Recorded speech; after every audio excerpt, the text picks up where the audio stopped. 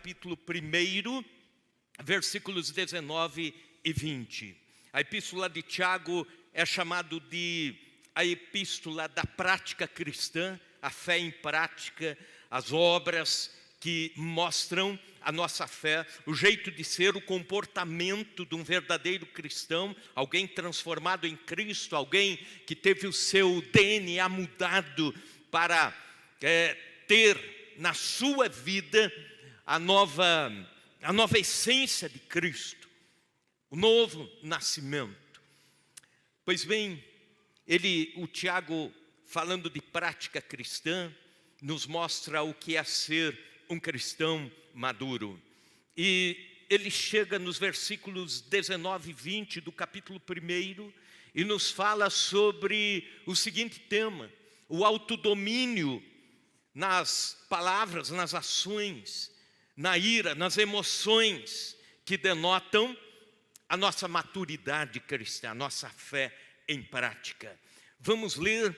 Eu creio que, como são 2 versos apenas, nós podemos ler todos juntos em alto e bom som. Vamos lá? Todos, 1, 2 e...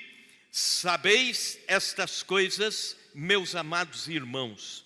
Todo homem, pois, seja pronto para ouvir, tardio para falar, tardio para se irar, porque a ira do homem não produz a justiça de Deus. Oremos. Senhor Deus e Pai, nós pedimos que, enquanto pregamos a Tua palavra, o Teu Santo Espírito trabalhe em nossos corações, em nossas almas, em nossas mentes, em nossos ouvidos, Senhor, que sejamos, pela Tua palavra, desafiados a uma vida diferente, a uma vida de testemunho na prática, diante do mundo em que vivemos, diante da sociedade em que vivemos, diante da cidade de Chapadão do Sul, que sejamos, Senhor, homens e mulheres cheios do Senhor e também cheios de boas práticas e com Cristo no coração, mostremos ações, atitudes diferentes para uma sociedade que não carece tanto de palavras, mas de atitudes que mostrem a verdadeira conversão. Que assim seja em nome de Jesus. Amém. Amém. Continuando então sobre esse tema, maturidade cristã, vida, fé em prática. O texto que lemos, os versículos que lemos, nos falam sobre a fala e a ira, nos falam sobre emoções e palavras. Pois bem, elas se interpõem, caminham juntos. Em algumas situações são causa e efeito. Em algumas situações, palavras e emoções se misturam e não tem como desmisturar isso. Pois bem, a comunicação é algo que pode trazer pessoas ou afastar pessoas de Cristo, inclusive, através daquilo que falamos, de como agimos, de como as nossas palavras são administradas. E a comunicação não é apenas o falar, mas é o tom de voz, os gestos, as emoções, a postura, o olhar, e é disso que Tiago está falando. Ele fala de palavras, ele fala de ouvir, e ele termina falando de ira. Nos versículos lidos, nós encontramos conselhos de Tiago sobre a maturidade na comunicação. E é muitíssimo importante que eu e você entendamos isso na prática, no dia a dia, como casais, como pais e filhos, como funcionários e patrões. Todos nós precisamos de comunicação emocional, comunicação em palavras, e tudo isso sob o cuidado do autodomínio. Para que você entenda melhor, conta-se uma história de que um determinado paciente chegou para o seu médico, e além de expor os seus problemas físicos, expôs também os seus problemas emocionais. Ele disse: olha, lá em casa as coisas não estão bem. Aí ele começou a contar do seu casamento. Ele disse: minha esposa, é muito brava, e fala demais, e cobra demais. Sabe aqueles casamentos onde o amor acabou e só existe cobrança? Só existe alguém cobrando alguém? E quem cobra mais no casamento sempre sai ganhando conforme o seu pensamento. E na verdade sai perdendo, sai destruindo. E era mais ou menos isso. Ele disse: doutor, quando eu chego dentro de casa, coloco o pé para dentro de casa, minha esposa dispara como uma metralhadora. Aquelas metralhadoras assim, masculinicidas, né, que vão matando, vão disparando. E aí ele disse: eu coloco o pé para dentro de casa e as coisas já não estão bem no trabalho e pioram, porque ela já começa a gritar. Você passou no mercado ou esqueceu? Você comprou o caldo Quinor, volta lá já. E aí ele já lembra daquela fila enorme do mercado para comprar o caldo Quinor. Você estava onde que demorou 3 minutos a mais para chegar em casa? Ou então, por que não respondeu às mensagens que eu mandei agora, há 10 minutos atrás? E dispara. Ele falou: e o pior também é que meu filho, adolescente, já está 3 dias para fora de casa. A gente nem sabe por onde ele anda. Ele sai com os amigos, sai para fumar maconha, sai para as drogas, e a gente perdeu o controle, perdemos o filho. A filha já namorou todos os meninos da rua inteira, assim, agora já está voltando, fazendo o caminho de volta. E, para piorar, a sogra mora junto. E agora, recentemente, a sogra já se aproxima da minha esposa assim e diz: filha, não que eu queira prejudicar, tudo que a sogra fala errado, né? Chato fala errado.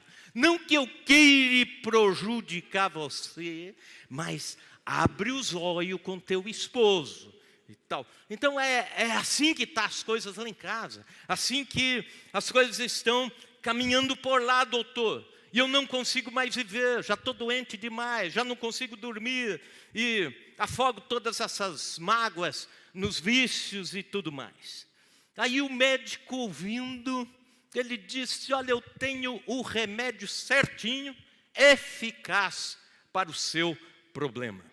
Está aqui, tirou um garrafão assim, ó, está aqui o garrafão, está aqui um copinho da dose.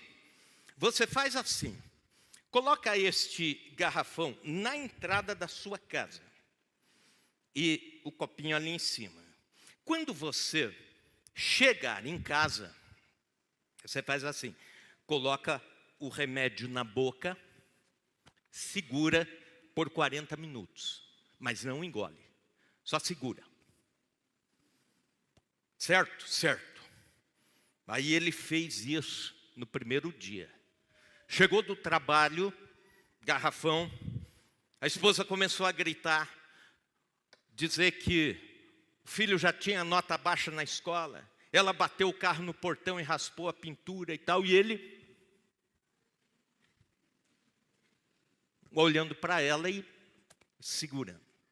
Passou um mês, as coisas começaram a melhorar em casa, e o garrafão já estava pela metade. Passou 2 meses, a casa já estava um paraíso. E aí, ele voltou lá e falou para o médico: olha, deu tudo certo. Minha esposa parou de brigar. A minha sogra está mais mansa. Filho voltou para casa. A filha já está com novos alvos de vida, novos rumos. Está tudo bem. Só que eu estou curioso, eu quero saber o que tinha naquele garrafão. Qual que era a fórmula desse remédio milagroso. Aí o doutor disse: ó, não conte para ninguém, mas era água. Era água. A questão não era você tomar um remédio ou não, mas era você ficar calado por 40 minutos. Era o tempo que a sua família precisava para ouvir, para falar e você ouvir. Era o tempo em que você precisava mais ouvir do que falar. E nesse tempo houve cura para as relações na sua casa. Ira, palavras se interpõem, é o que Tiago está dizendo. E Tiago, na sua epístola, nos deixa 3 conselhos importantes aqui. Acompanhe cada um deles. O primeiro deles é: seja pronto para ouvir. Versículo 19, a primeira parte: sabei estas coisas, meus amados irmãos, todo homem, pois, e isso está falando no genérico, homens, mulheres, todo homem, todo ser humano, seja pronto para ouvir. Todo homem seja pronto para ouvir. O termo pronto no grego é taxis, de onde vem a palavra táxi, que significa disponível e rápido. Você precisa de um serviço rápido e disponível, está lá o táxi. Táxi é o carro que aparece quando você precisa no momento de emergência. E Tiago está dizendo: todo homem seja pronto para ouvir, colocar os ouvidos à disposição imediatamente, prontidão. E Tiago está dando uma resposta aos filósofos da época, que diziam exatamente o contrário, que quanto mais inteligente alguém era, essa pessoa seria mais rápida na argumentação, seria mais pronta na contra-argumentação, seria mais veloz na exposição do seu ponto de vista. Aliás, algumas faculdades de direito, não sei como são hoje, mas antigamente havia uma matéria onde os alunos aprendiam a treinar isso rapidamente, a contra-argumentação, ir ouvindo e já ir tendo a resposta pronta, ir ouvindo e já formulando resposta com rapidez. Nossa rapidez, segundo a Bíblia, deve ser para ouvir. Nossos ouvidos precisam estar mais prontos do que a nossa argumentação, do que as nossas palavras. Como é desagradável conviver com pessoas que têm respostas rápidas e prontas para tudo, mais falam do que ouvem, têm explicações para os temas mais difíceis da humanidade, como a morte, o sofrimento humano, o Covid-19, o céu, o inferno. É interessante que chega uma hora que você se aproxima e diz: eu já sei o que eu vou falar e já sei o que eu vou ouvir. Acontece que depois que você vai amadurecendo, passa aí dos 50 anos de idade, a gente começa a ter mais perguntas do que respostas. Vai deixando de tentar ter respostas para tudo e vamos começando a aprender mais, ouvir mais, ter menos pontos de exclamação e mais pontos de interrogação. Foi o que um filósofo do passado disse, um pensador da Grécia, o Zenon: temos 2 ouvidos, mas apenas uma boca, justamente para ouvir mais e falar menos. Ademais, nossos ouvidos são externos e a nossa língua está amuralhada pelos dentes. Nós vivemos uma sociedade com dificuldades para ouvir. Pais que não ouvem mais, filhos que não ouvem mais, esposos que não ouvem, esposas que não ouvem, sociedade que não ouve, líderes que não ouvem, pastores que não ouvem o rebanho, igreja que não ouve os seus líderes. Estamos precisando consagrar nossos ouvidos para Deus, para ouvir Deus, para ouvir a consciência, para ouvir o próximo, para ouvir a igreja, para ouvir a voz do Senhor através do seu povo, para ouvir irmãos e irmãs, ouvir em tempos de crise, ouvir em tempos de bonança, que nossos ouvidos sejam bênção para o nosso próximo. Foi o escritor, teólogo, grande pregador, John Stott. Talvez muitos aqui já tenham lido livros dele, que um dos livros o título do livro é Ouça o Mundo e Ouça o Espírito. Ele diz o seguinte, que uma das dificuldades que a igreja do Senhor está tendo hoje é que não tem respostas para o mundo, porque não ouve adequadamente os clamores do mundo. E nós precisamos disso, precisamos ouvir o que a nossa cidade quer dizer, o que são as necessidades do nosso povo, o que são as necessidades das famílias, o que são as necessidades do cidadão. Para que tenhamos respostas, precisamos antes ouvir. Ouvir é uma responsabilidade vital para os que desejam construir relacionamentos maduros, saudáveis. Ouça com os ouvidos, ouça com os olhos, ouça com o coração, ouça com as atitudes, mas ouça. Coloque seus ouvidos à disposição de Deus. Um segundo conselho que Tiago nos deixa é: seja tardio no falar. Ainda no versículo 19 você encontra isso. A segunda parte, pronto para ouvir, tardio para falar. A maturidade nos faz refletir sobre o que falamos, com quem falamos, por que falamos, como falamos, quando falamos. Precisamos refletir sobre isso. Comentarista bíblico John MacArthur diz o seguinte: olha que coisa interessante. Em média, as pessoas falam 18.000 palavras por dia, o suficiente para preencher 54 páginas de um livro. Em um ano, esse montante será o suficiente para preencher 66 volumes de 800 páginas cada. Em média, nós passamos então 1/5 da vida, portanto 20% da vida falando. A grande chance nessas 18.000 palavras por dia, a grande chance nesses 20% da vida falando, é que nos precipitemos em muitos momentos e venhamos a ferir pessoas. Em muitos momentos venhamos a pecar com as nossas palavras. Em muitos momentos venhamos a romper amizades com as nossas palavras. E agora, não falamos mais apenas por palavras, mas por redes sociais. Quando você digita alguma coisa, quando você posta alguma coisa, quando você dá o clique no enviar, a partir daquele momento, naquele momento é a palavra dita, entenda-se isso, que tem o valor da palavra dita. A palavra no grego, tardio.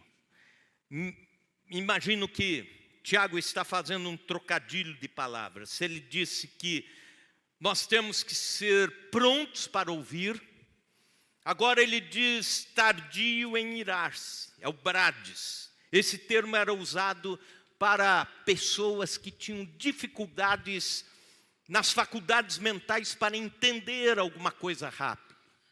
Sabe aquela pessoa que você diz assim, a ficha demora para cair? Você tem que explicar uma vez, explicar duas, três, daí na quinta vez, sexta vez, agora comecei a entender. E Tiago está dizendo, é desse jeito que nós temos que ser para falar. Tardio em falar. Em outras palavras, pensa, repensa e depois fala. Provérbios 18, 21. A Bíblia diz, a morte e a vida estão no poder da língua. Portanto, seja lento no responder, na hora da discussão. Seja lerdo no contra-argumentar, na hora da raiva. Há um provérbio inglês que enuncia o seguinte, tu és senhor da palavra não dita. Agora a palavra dita é o teu Senhor. Seja tardio no falar. O terceiro e último conselho, seja tardio no irar-se. Ainda no versículo 19, a última parte. Tardio para se irar. Trate a ira com os mesmos reflexos da fala, lentos. Trate a sua raiva em slow motion, isso é, em câmera lenta. A sua força está no seu autodomínio e não sobre o domínio sobre o outro. Provérbios 16, 32. Melhor é o longânimo do que o valente. O que domina o seu espírito é melhor do que aquele que conquista uma cidade. Algumas considerações Tiago deixa aqui sobre a ira. Algumas considerações também eu quero fazer sobre a ira. A primeira delas é que a ira em forma de explosão destrói.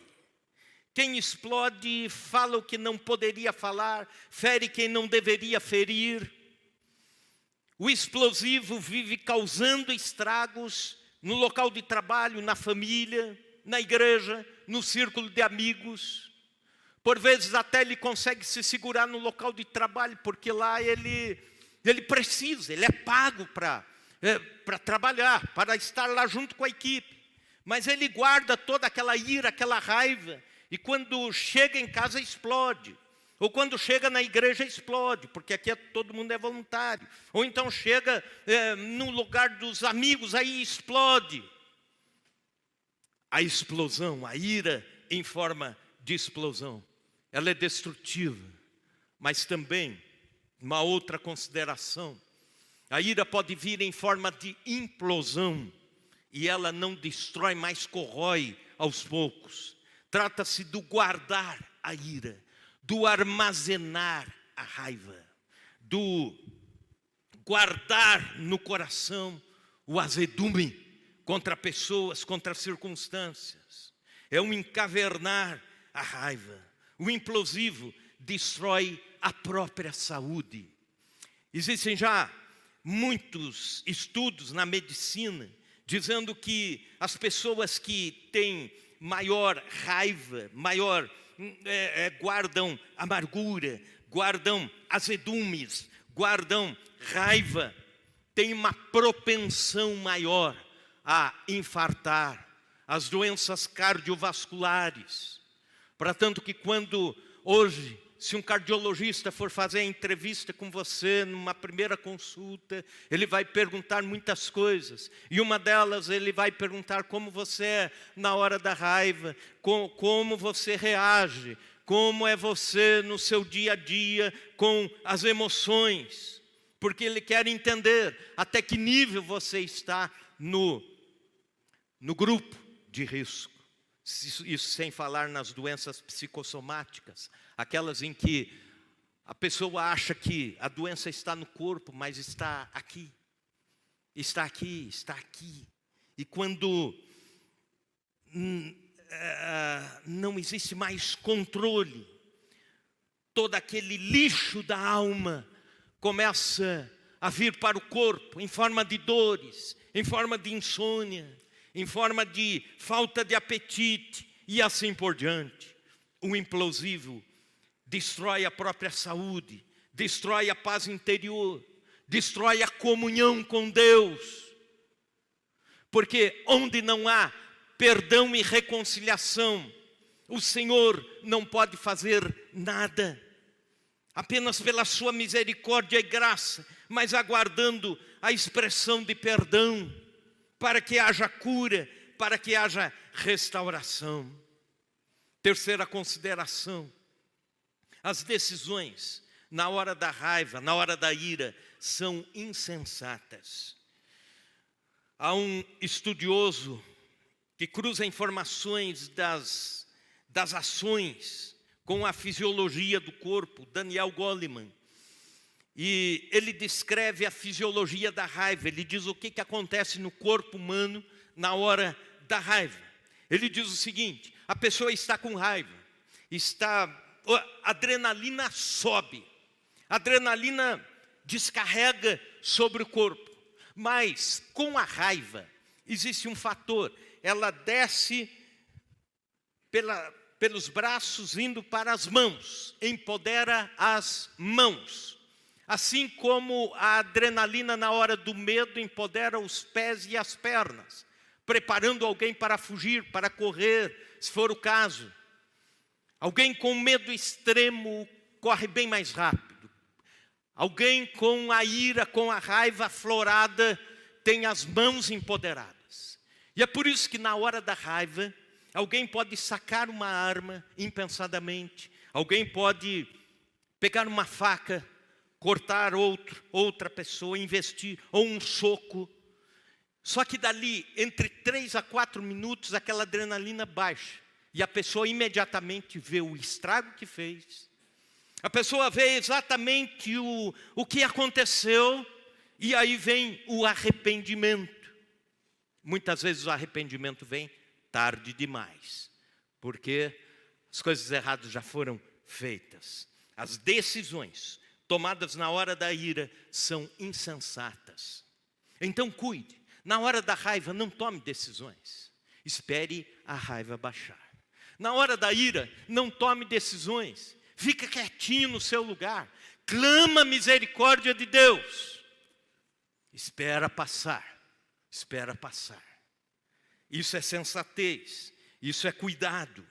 Um especialista no assunto, o Rush Dozer Jr., escreveu um livro chamado Por que Odiamos? E ele escreve o seguinte, que a maior parte das pessoas que sofrem de surto de ódio, na mesma intensidade, dali a alguns dias sofrem de um arrependimento intenso pelo que aconteceu dias atrás, ou momentos atrás. Mais ou menos como aquele crente saindo do shopping, aqueles que fizeram o Veredas Antigas vão lembrar dessa ilustração. O cara era recém-convertido, estava amadurecendo na fé, estava se alimentando da palavra de Deus, mas tinha surtos de ira, surtos de raiva incontroláveis. E numa determinada ocasião, ele disse para o seu pastor assim: pastor, hoje eu peço oração porque hoje foi difícil demais. Aí o pastor perguntou: o que aconteceu, irmão, desta vez? Sabe quando você pergunta, desta vez? É porque já sabe o que vem pela frente. O que foi desta vez? Ele falou: pois é, eu estava saindo do shopping com meu carro e estava feliz, porque durante o dia eu tinha me controlado, não tinha brigado com ninguém, não tinha ficado com raiva de nada. E estava saindo tranquilo com o meu carro. Mas sabe assim, quando você vai sair do shopping e já tem uma avenida bem movimentada, e aí tem uma curva que já dá de cara com a saída assim, e você tem que ficar olhando assim para rapidamente acelerar e sair, porque você não tem a visão correta dos carros ali, e aquele movimento, e eu concentrado aqui, e alguém atrás de mim buzinou. Daí segurei melhor o volante, aguentei, de repente o cara buzina de novo, né? Daí, dali concentrado, pedindo misericórdia de Deus, e o cara buzina de novo. Daí ele falou, e eu soltei o cinto, abri a porta, fui lá, peguei assim, o vidro estava meio aberto, peguei assim a gola da camisa do cara e puxei, e falei: olha, ainda bem que você está aí preso no seu cinto, senão você ia ver o que eu ia fazer com gente que fica buzinando num momento como esse de trânsito. Entrou dentro do carro, bateu a porta, colocou o cinto de volta, e aí ele lembrou que ele tinha colocado naquela semana atrás, no seu carro, no para-choque do carro, um adesivo escrito assim: buzine se você também ama Jesus.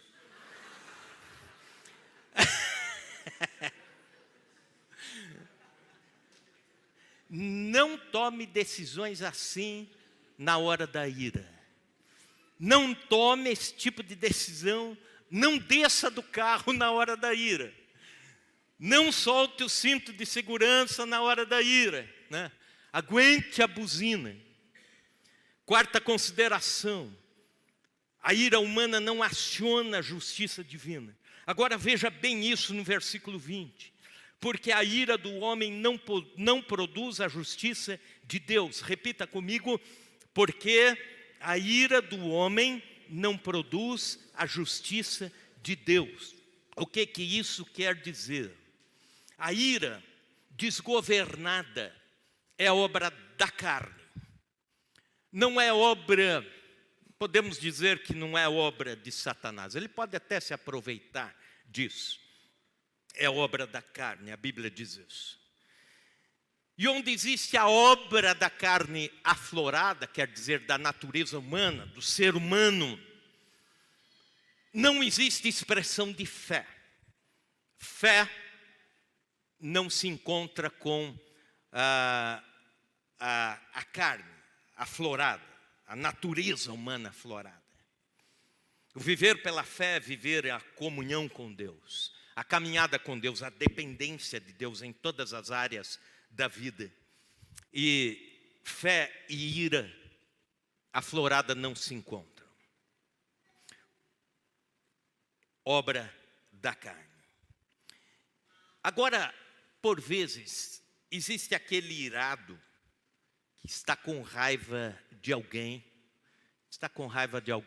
da igreja, alguém que não é crente, e fica dizendo assim: olha, tomara que Deus pese a mão sobre você. Já viram isso? Ou então, eu vou orar para passar um trator em cima de você, você vai ver. Né? Ou então, aquela frase muito comum: olha, Deus vai tratar com você, hein? Na verdade, é Ele que está irado. Está jogando a justiça de Deus no meio desse caldo. O que Tiago está dizendo é isso: Deus não tem nada com isso. Seria como a moçada diz: me inclui fora dessa. Deus não entra nesse jogo de ira do homem, do ser humano. A ira do homem não aciona a justiça de Deus. Terceiro conselho: seja tardio em irar-se.